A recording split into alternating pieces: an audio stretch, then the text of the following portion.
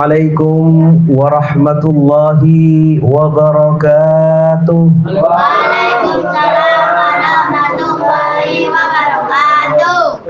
Alhamdulillahi rabbil alamin. Wassalatu wassalamu ala asrafil anbiya'i wal mursalin Sayyidina Muhammadin wa ala alihi wa sahbihi ajma'in. Faya Rabbi israh li sadri wa yassir li amri wahlul 'uqdatam min lisani yafqahu qawli. Ilahi anta maqsudi wa ridhaka matlubi, atina mahabbatak wa ma'rifatak. Amin amin ya rabbal alamin.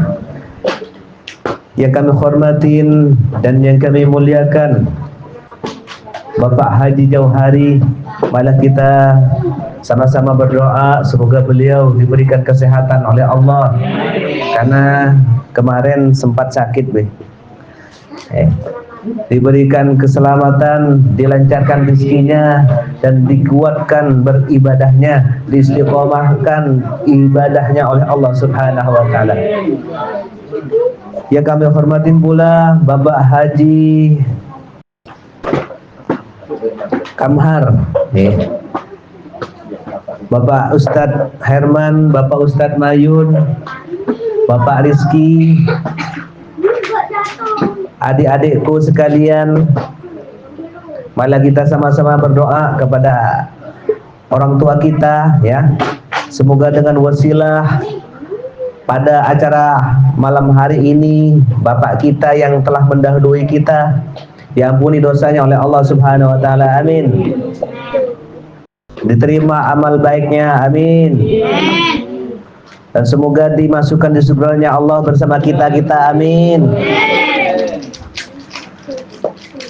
Dan semoga pula kita yang hadir di sini, para donatur, malah kita doakan juga para donatur, semoga dilancarkan rezekinya oleh Allah Subhanahu wa taala. Baik yang hadir di sini maupun yang tidak hadir, sama-sama kita berdoa semoga beliau-beliau yang saya tidak sebutkan namanya satu persatu, namun semoga Allah Subhanahu wa taala tetap memberikan kesehatan, keberkahan dalam rezekinya. Amin amin ya rabbal alamin.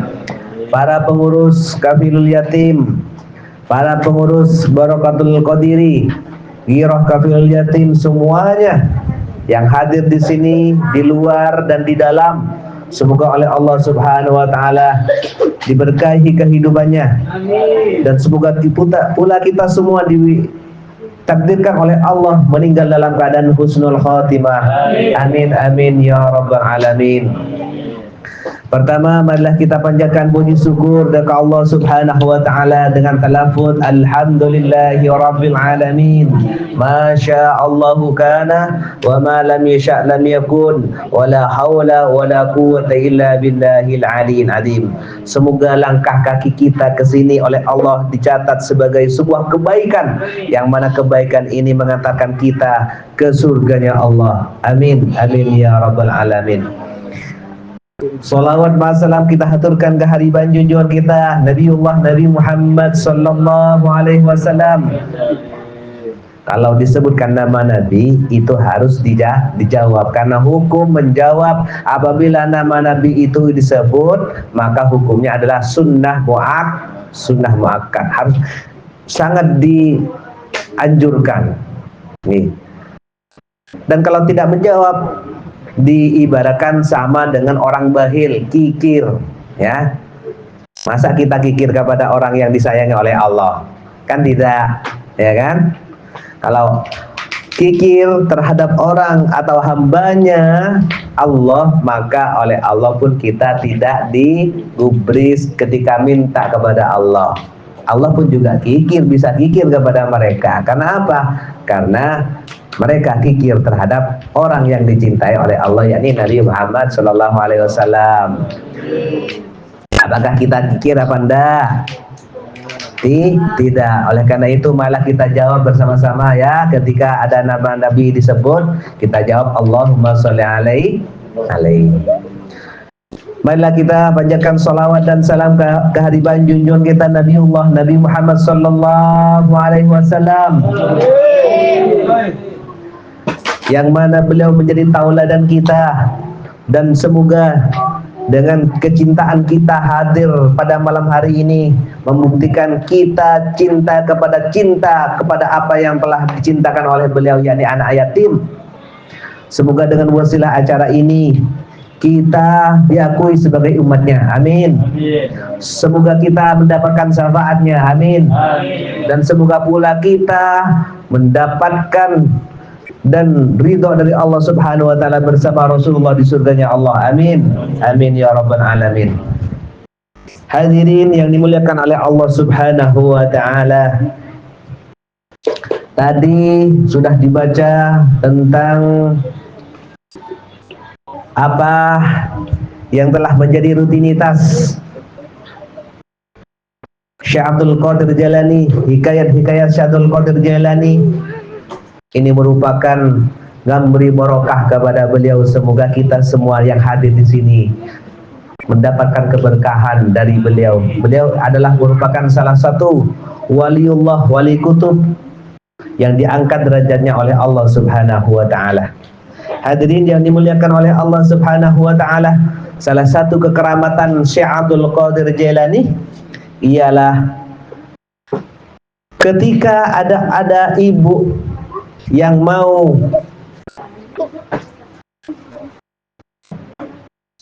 mengantarkan anaknya kepada Syekh Abdul Qadir Jailani supaya anaknya itu diajarkan ilmu suluk. Namun setelah beberapa hari si anak itu belajar kepada Syekh Abdul Qadir Jailani, menemui anaknya sedang keadaan kurus.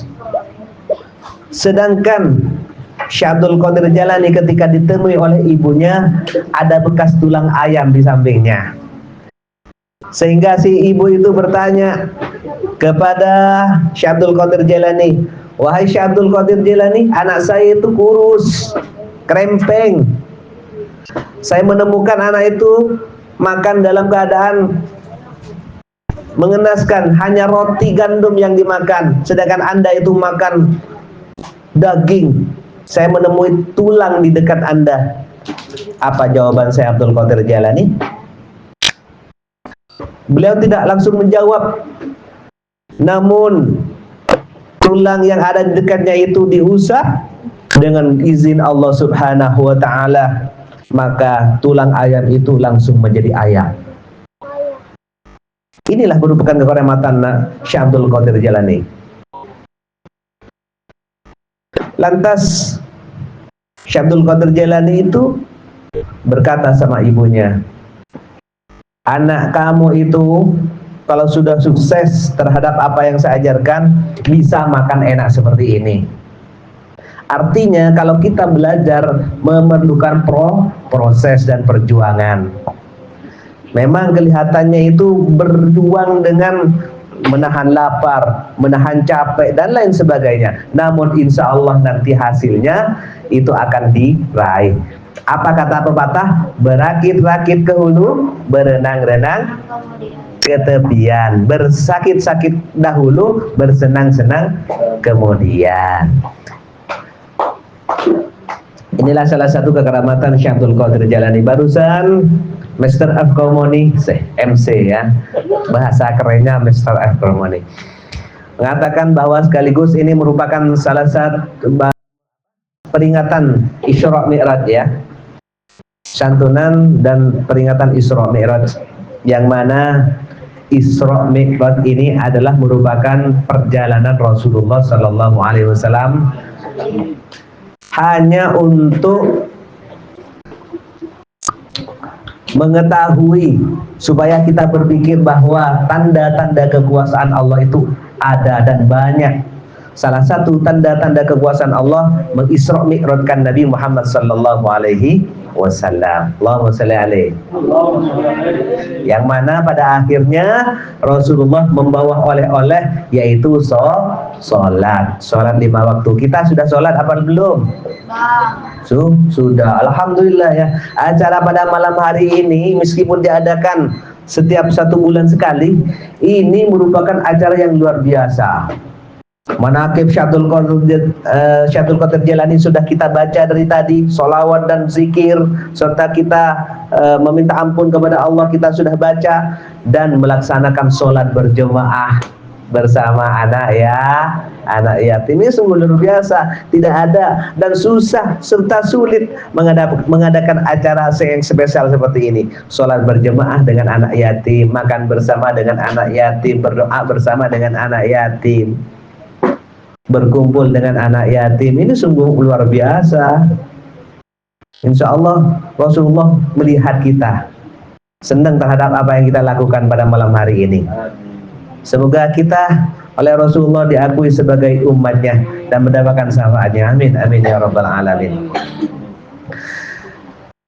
Sebelum Rasulullah Sallallahu Alaihi Wasallam di Isra Mi'rajkan pada tahun 10 kenabian, bukan 10 hijrahnya ya. 10 kenabian Rasulullah itu ditinggal oleh orang yang tersayang. Siapa? Yakni pamannya Abu Thalib. Selang beberapa bulan Rasulullah ditinggal dengan orang yang tersayang juga, yakni Siti Khadijah. Jadi orang yang membentengi ketika Rasulullah dicaci maki, dihina oleh orang kafir Quraisy ketika berada di luar rumah, yang membentengi adalah pamannya sendiri yakni Abu Thalib. Dan ketika beliau berada di rumah, yang mengayomi, yang merawat dan yang memberikan semangat terhadap perjuangan Rasulullah yakni Siti Khadijah, mereka itu sudah meninggal pada tahun yang sama. Jadi Rasulullah itu kehilangan dua orang yang tersayang. Siapa yang pertama? Pamannya yakni Abu Thalib. Nomor dua adalah Siti Khadijah. Allahumma shalli ala Muhammad. Setelah itu cacian dan hinaan dari orang kafir Quraisy tambah menjadi-jadi.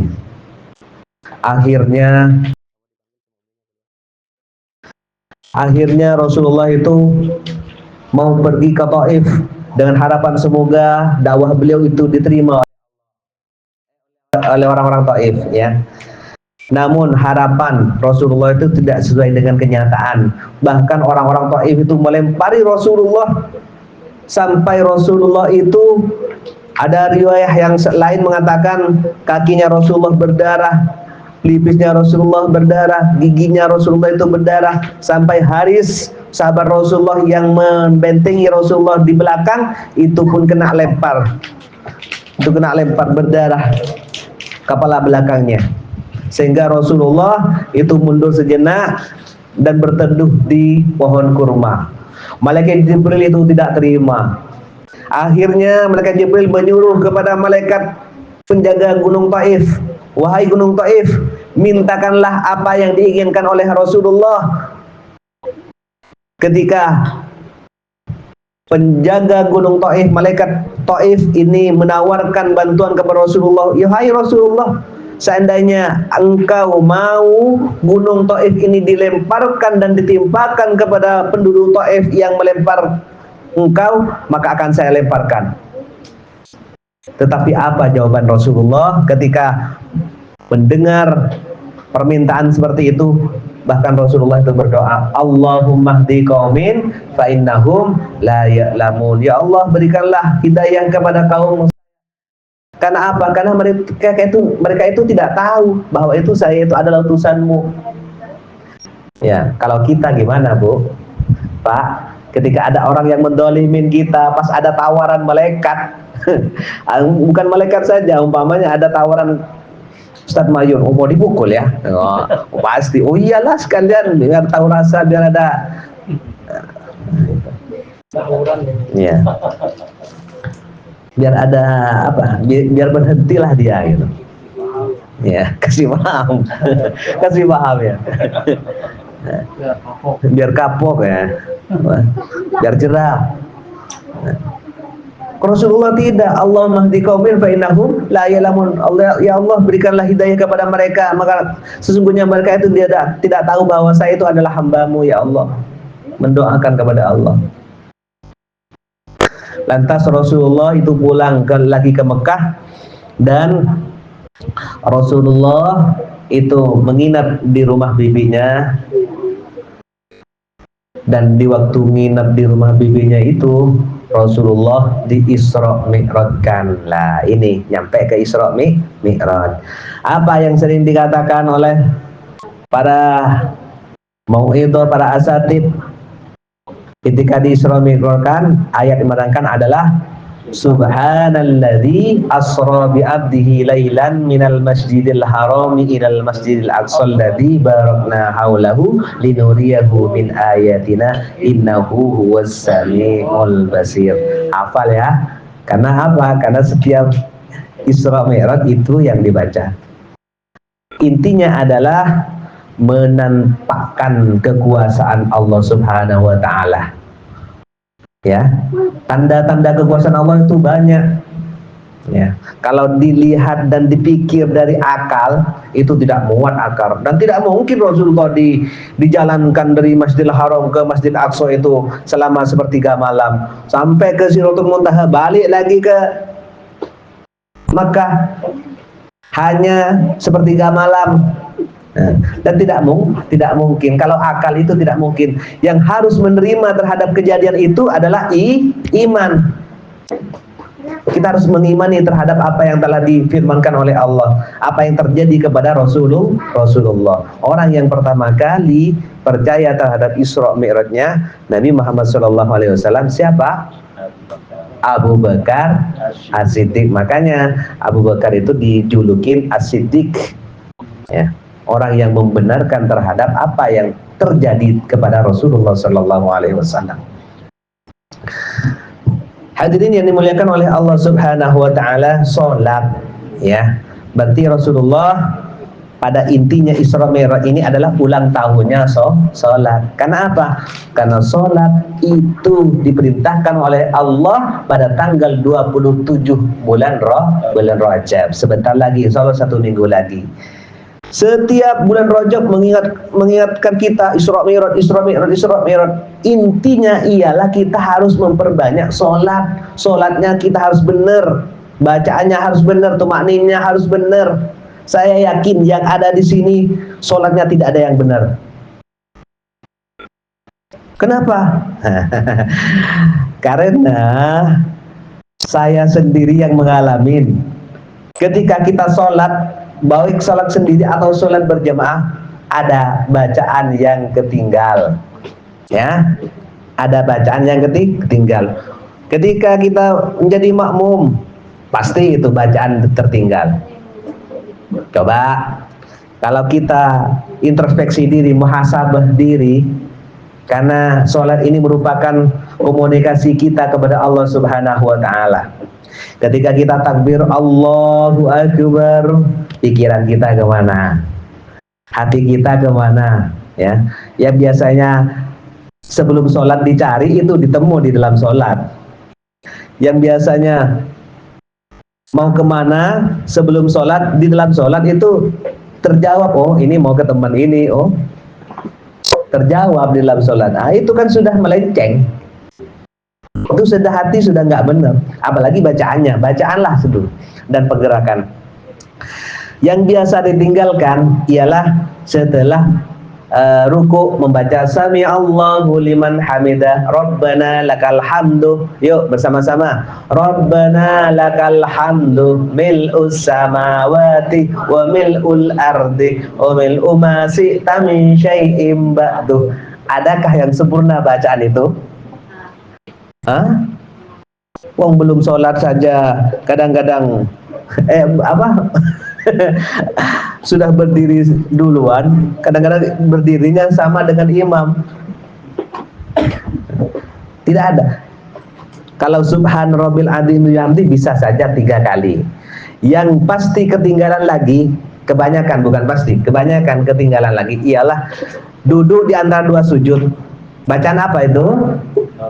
Rabbi ufirli warhamni wajaburni warfa'ni warzukni wahdini wa'afini wa'fu'anni. Apakah sempurna bacaan itu?